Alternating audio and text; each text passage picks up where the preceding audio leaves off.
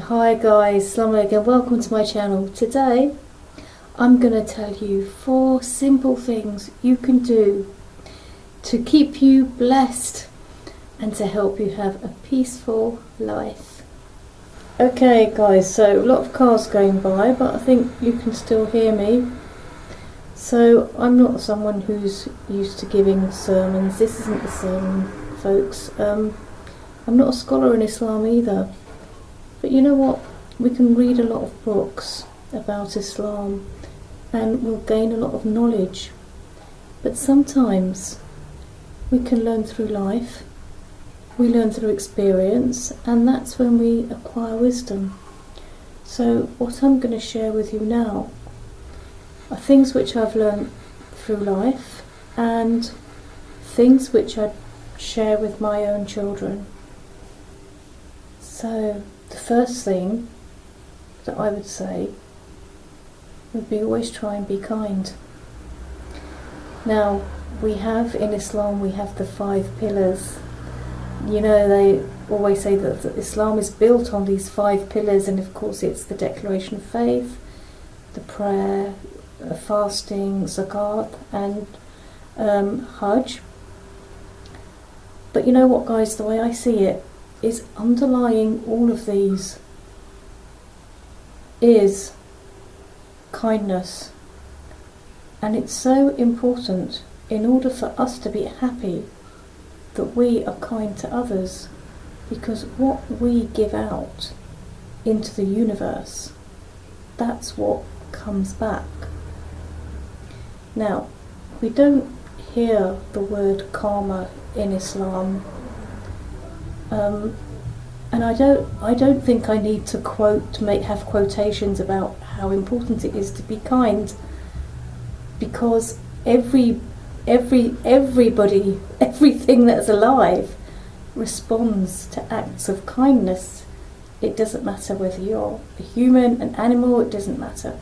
It makes no difference which faith you're from.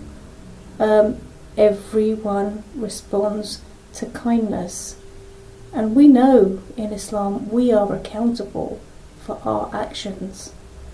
But the way we need to see it is our happiness will depend on what we give out to others. There is actually a story that comes to mind about getting back what we give out, and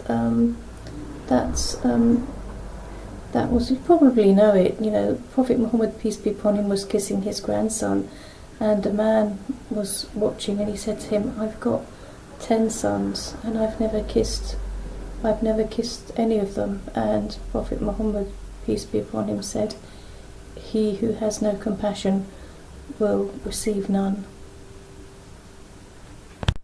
So this is going to be fairly short and sweet guys. Next one, we're on number 2, aren't we? Yeah.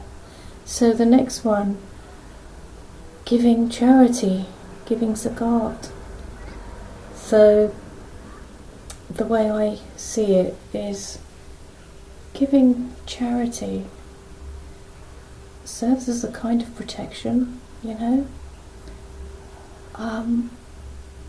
My experience is I think things kind of turned around in my life when I was more focused on giving charity than I had been before. Not just giving the charity that is compulsory, that we have to give, but just even as well occasionally just giving a couple of pounds.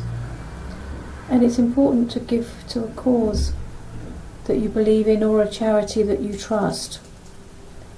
But you know, sometimes, just even when things are going well, it doesn't have to be a lot. Just give a little bit of charity, and that serves as a kind of protection. And one hadith that comes to mind is, give charity without delay, because it stands in the way of calamity. Moving swiftly on to the third one, always try and do the right thing. So it sounds really obvious, doesn't it? You know, all we have to do is try and do what's right, and God will sort out the rest. But you know, sometimes we become blinded, either through emotions, or maybe if there's an outcome that we're really keen on, and instead of taking the proper route, the direct route, we kind of convince ourselves that it's okay to swerve to get to that place. For whatever reason, you know, sometimes we just lose track. And in Islam, when we have the do's and don'ts set up, it's good because we've got some kind of guidelines. But the thing is about life is it's not always black and white. Situations in life aren't always black and white. So sometimes maybe we just have to listen to our conscience. So there's a really beautiful hadith that I'd like to read out to you about following our conscience and doing the right thing.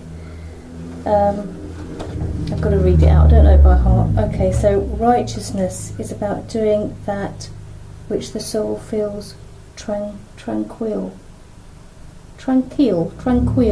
Yeah, said that right, haven't I? Right. Wrongdoing is that which wavers in the soul and moves to and fro in the breast, even though the people have given you their legal opinion in its favour. So basically it's talking about a person's conscience, and how when we've done the wrong thing, it just eats away at us inside. But when we do the right thing, whatever that may be, it's probably like a pressure has been lifted from our shoulders. Number 4, the last one, guys. Excuse me. Always turn back to God. That's always what I say to my children. And if you've listened to one of my original songs, Lullaby for Abbas, that was actually written for my grandchild, and there were 2 messages in that song. And the first one was, believe in yourself, you can do anything you want. You can be anything you want to be. And the second message was, always turn back to God. So in the Quran, God says, remember me and I'll remember you. So it's a proactive thing. And you know, ultimately, when we're in a difficult situation, we can go and get it's good to be proactive, and we can look to others maybe for some support.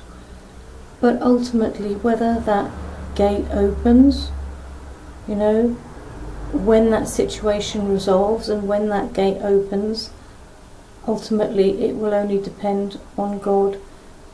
And it's always, guys, I can't stress strongly enough, always turn back to God. That's basically it, guys. It's short and sweet. There's not too much to say. I hope you found it helpful. That's all I wanted. I want people to watch this and feel that it was useful and take something away with them. So, take care of yourself, and I shall see you guys in the next video.